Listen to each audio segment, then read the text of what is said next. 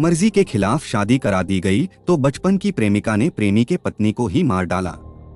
आखिर क्या थी असली वजह, चलिए इस वीडियो में शुरू से सब कुछ जानते हैं। नमस्कार दोस्तों, मैं उपेश कुमार कुम्हरिया टीवी चैनल में एक बार फिर से आप सभी का स्वागत करता हूं।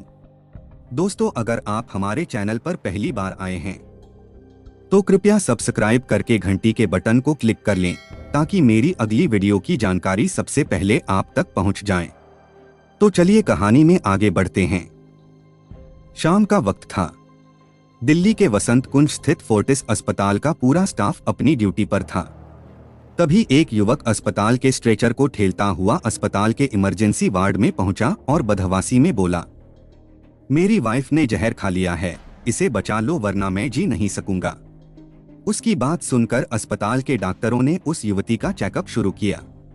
उसकी नब्ज और धड़कन गायब थीं। चेकअप के बाद डॉक्टरों ने उसे मृत घोषित कर दिया। डॉक्टर द्वारा पूछे जाने पर मृतका के साथ आए युवक राहुल मिश्रा ने बताया कि उसने ऑफिस से लौटने के बाद पूजा को फर्श पर बेसुध पड़े देखा। उसकी बगल में ही एक सुसाइड नोट पड़ा था। नोट को पढ़ने के बाद उसकी समझ में आया कि पूजा ने जहर खा लिया है। इसके बाद वह पूजा को गाड़ी में डालकर सीधे अस्पताल ले आया। चूंकि मामला सुसाइड का था, इसलिए अस्पताल प्रशासन ने पूजा राय की मौत की सूचना इलाके के थाना किशनगढ़ को दे दी। थोड़ी ही देर में किशनगढ़ थाने की पुलिस वहां पहुंच गई। पूजा की लाश को अपने कब्जे में लेकर पुलिस राहुल मिश्रा से घटना के बारे में पूछताछ करने लगी। पूछताछ के दौरान राहुल मिश्रा ने पुलिस को बताया कि वह गुड़गांव की एक बड़ी कंपनी में मैकेनिकल इंजीनियर के पद पर तैनात है। थोड़ी देर पहले जब वह फ्लैट में पहुंचा तो पूजा फर्श पर पड़ी थी और उसके बगल में सुसाइड नोट रखा था, जिसमें उसने सुसाइड करने की बात लिखी थी। पूजा की लाश को पोस्टमार्टम के लिए सफदरजंग अस्पताल भेजकर थानाध्यक्ष राजेश मौर्य पूजा के पति राहुल मिश्रा के साथ उसके फ्लैट में पहुंचे। राहुल ने उन्हें पूजा का लिखा हुआ सुसाइड नोट सौंप दिया। कमरे का मुआयना करने के बाद थानाध्यक्ष राजेश मौर्य किशनगढ़ थाना लौट गए। पहली नजर में उन्हें यह मामला सुसाइड का ही लग रहा था। उसी दिन यानी 16 मार्च 2019 को किशनगढ़ थाने में CRPC 173 के तहत यह मामला दर्ज कर लिया गया। अगले दिन डॉक्टरों की एक टीम ने पूजा राय का पोस्टमार्टम किया। उसका विसरा भी जांच के लिए रख लिया गया। इस दौरान थानाध्यक्ष राजेश मौर्य ने पूजा के मायके सिंदरी, झारखंड को इस घटना की सूचना देकर उसके पिता सुरेश राय को दिल्ली बुला लिया। सुरेश राय ने अपने दामाद पर आरोप लगाते हुए थानाध्यक्ष राजेश मौर्य से कहा कि मेरी बेटी पूजा ने सुसाइड नहीं किया है बल्कि उसकी हत्या की गई है।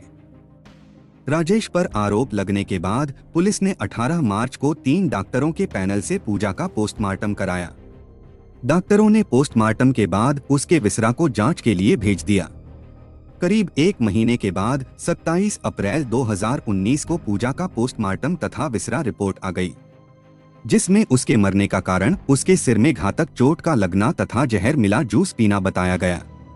इसके बाद पुलिस ने 31 अप्रैल को पूजा राय की हत्या का मामला IPC की धारा 302 के अंतर्गत दर्ज कर लिया। इस मामले की तफ्तीश थानाध्यक्ष राजेश मौर्य को सौंपी गई। केस की जांच संभालते ही थानाध्यक्ष राजेश मौर्य ने अपने आला अधिकारियों को पोस्टमार्टम रिपोर्ट तथा केस में आए इस बदलाव से अवगत करा दिया। साउथ वेस्ट दिल्ली के DCP देवेंद्र आर्य इस मामले में पहले से ही दिलचस्पी ले रहे थे। उन्होंने केस का खुलासा करने के लिए ACP ईश्वर सिंह की निगरानी में एक टीम बनाई, जिसमें थानाध्यक्ष Rajesh Maurya, inspector Sanjay Sharma, inspector Narendra Singh Chahal, SI Manish Pankaj, SI Ajit, constable Gaurav आदि को शामिल किया गया। थानाध्यक्ष ने उसी दिन मृतका के पति राहुल मिश्रा को थाने बुलाकर उसे बताया कि पूजा ने आत्महत्या नहीं की बल्कि किसी ने उसकी हत्या की है, इसलिए वह इस मामले को सुलझाने में सहयोग करें। थानाध्यक्ष की बात सुनकर राहुल को हैरानी हुई। वह बोला, पूजा की तो किसी से कोई दुश्मनी नहीं थी, ऐसे में भला उसकी हत्या कौन कर सकता है? अगर ऐसा है तो मेरी पत्नी के हत्यारे का पता लगाकर उसे जल्द से जल्द पकड़ने की कोशिश करें। पुलिस ने आश्वासन दिया कि वह अपना काम करेगी, बस आप जांच में सहयोग करते रहना। थानाध्यक्ष ने कहते हुए राहुल से, उससे और पूजा से मिलने आने वाले सभी लोगों के फोन नंबर लेकर सभी नंबरों की कॉल डिटेल्स निकलवाकर उनकी बारीकी से जांच की। राहुल की कॉल डिटेल्स में एक फोन नंबर ऐसा मिला जिस पर उसकी ज्यादा बातें होती थीं। वह नंबर पद्मा तिवारी का था, जो दिल्ली के मयूर विहार में रहती थी। राहुल ने बताया कि पद्मा उसकी दोस्त है। घटना वाले दिन भी पद्मा ने शाम के वक्त राहुल के मोबाइल पर फोन कर उससे काफी देर तक बातें की थीं। इससे दोनों ही पुलिस के शक के दायरे में आ गए। इसके बाद थानाध्यक्ष राजेश मौर्य ने राहुल के फ्लैट पर पहुंचकर वहां आस पड़ोस में रहने वालों से पूछताछ की तो पता चला कि 16 मार्च 2019 की सुबह पद्मा तिवारी पूजा से मिलने उसके फ्लैट पर आई थी। इसके बाद किसी ने पूजा को फ्लैट से बाहर निकलते नहीं देखा था।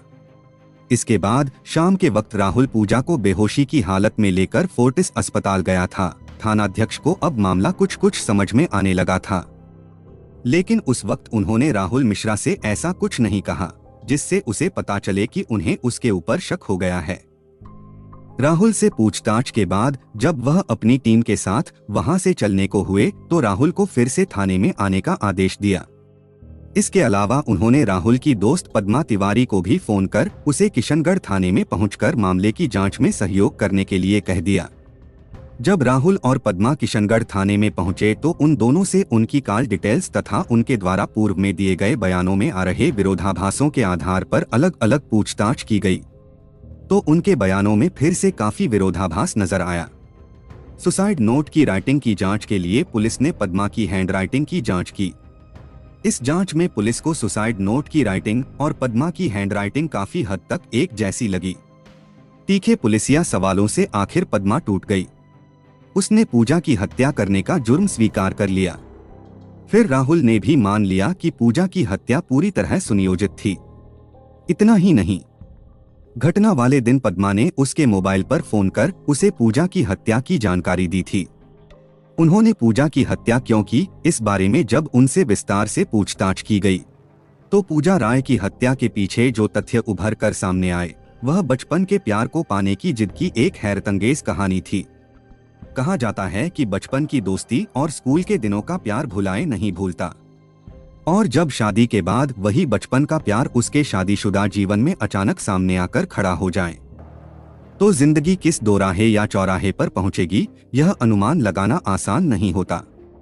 कुछ ऐसा ही हुआ 32 वर्षीय मैकेनिकल इंजीनियर राहुल मिश्रा और उसके बचपन की दोस्त 33 वर्षीय MBA पद्मा तिवारी के साथ। राहुल मिश्रा अपने पिता रामदेव मिश्रा के साथ झारखंड के शहर सिंदरी में रहता था।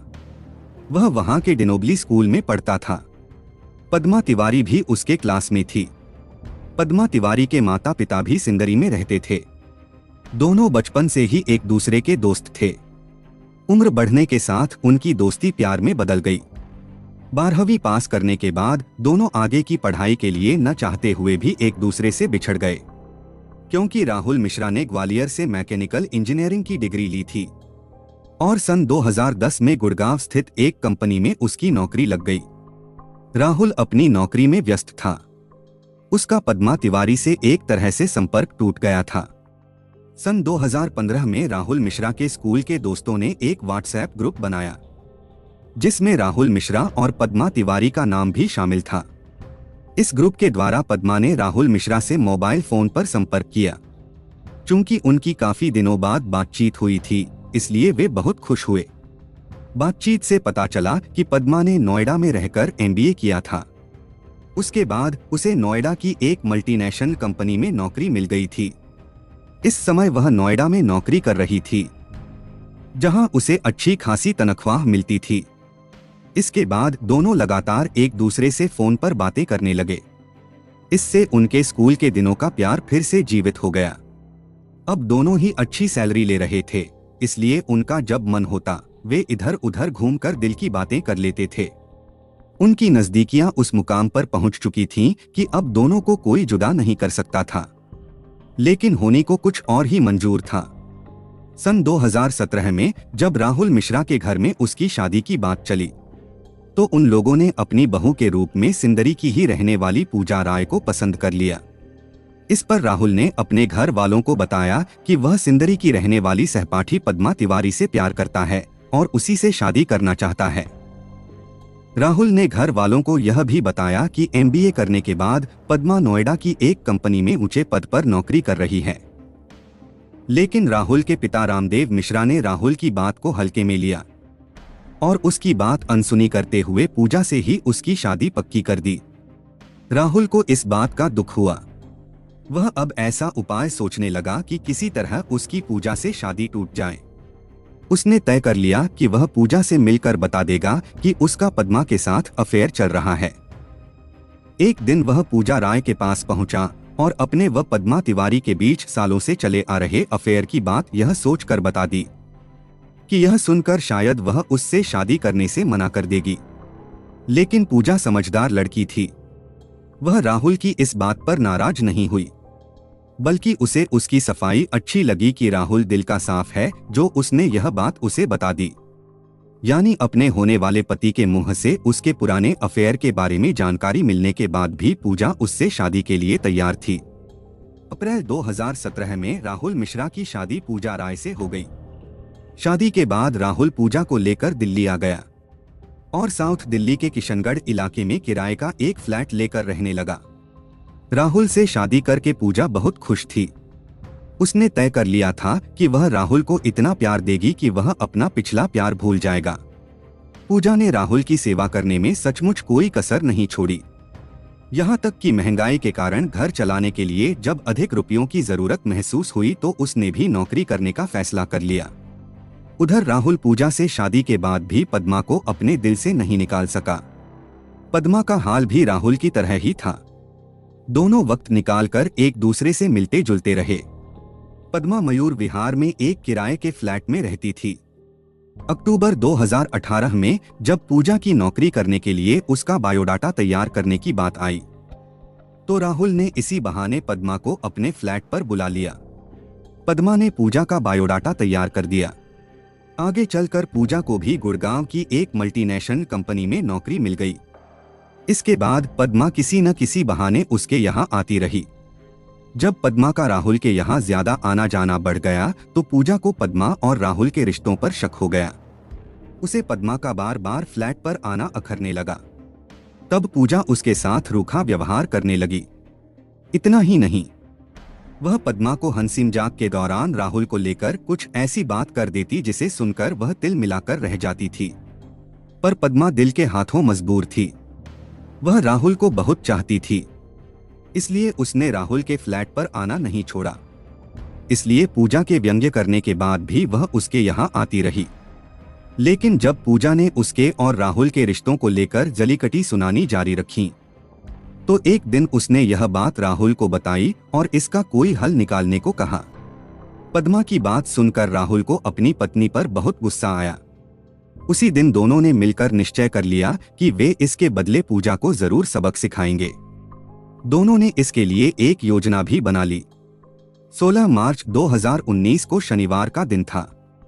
योजना के अनुसार राहुल सुबह तैयार होकर गुड़गांव स्थित अपने ऑफिस चला गया। चूंकि पूजा की उस दिन छुट्टी थी, इसलिए वह फ्लैट पर अकेली आराम कर रही थी। राहुल के जाने के कुछ देर बाद पद्मा पूजा से मिलने फ्लैट पर पहुंची तो पूजा ने उससे कहा कि उसे किसी काम से बाहर निकलना है, इसलिए वह उसे अधिक समय नहीं दे पाएगी। इस पर पद्मा ने उससे कहा कि कुछ देर बातचीत करके मैं चली जाऊंगी तो तुम चली जाना। पद्मा अपने साथ 2 गिलास फ्रूट जूस लेकर आई थी। उसने दोनों गिलास पूजा के सामने टेबल पर रख दिए। उस वक्त काम करने वाली आया घर का कामकाज निपटा रही थी। इस बीच पूजा ने पद्मा के साथ नाश्ता किया। जब आया अपना काम खत्म कर वहां से चली गई तो पद्मा ने पूजा से जूस पी लेने के लिए कहा। जैसे ही पूजा ने जूस पीने के लिए गिलास उठाना चाहा तो पद्मा ने कहा कि वह उसके लिए एक गिलास पानी ले आए। यह सुनकर पूजा जूस का गिलास वहीं छोड़कर पानी लाने के लिए चली गई। पूजा के जाते ही पद्मा ने अपने कपड़ों में छिपा कर लाया जहरीला पदार्थ उसके गिलास में डालकर मिला दिया। पूजा किचन से पानी का गिलास लेकर लौटी और गिलास पद्मा को दे दिया। इसके बाद पूजा ने पद्मा द्वारा लाया जूस का गिलास उठाया और धीरे धीरे पूरा जूस खत्म कर दिया। जूस पीने के थोड़ी देर बाद अचानक उसकी तबीयत खराब होने लगी। उल्टी और पेट दर्द की शिकायत होने पर उसने फ्लैट से बाहर निकलना चाहा, लेकिन पद्मा ने उसे पकड़कर दबोच लिया। पूजा के बेहोश होने पर पद्मा ने उसका सिर बार बार फर्श से पटका ताकि उसके जीवित रहने की संभावना न रहे। पूजा की हत्या करने के बाद पद्मा ने फ्लैट को अच्छी तरह साफ किया और पेपर के बने उन दोनों गिलासों को अपने साथ लेकर वहां से मयूर विहार अपने कमरे पर लौट आई। शाम को उसने अपने प्रेमी राहुल मिश्रा को फोन कर बता दिया कि आज उसने उसकी पत्नी पूजा का किस्सा तमाम कर दिया है।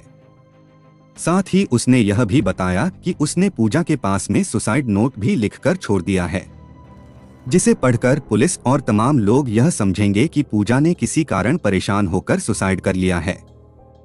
शाम के वक्त राहुल ऑफिस से अपने फ्लैट पर पहुंचा तो योजना के अनुसार पूजा की डेड बॉडी को लेकर वसंत कुंज स्थित फोर्टिस अस्पताल पहुंचा और वहां डॉक्टर से नाटक करते हुए अपनी पत्नी की जान बचा लेने की गुहार लगाई।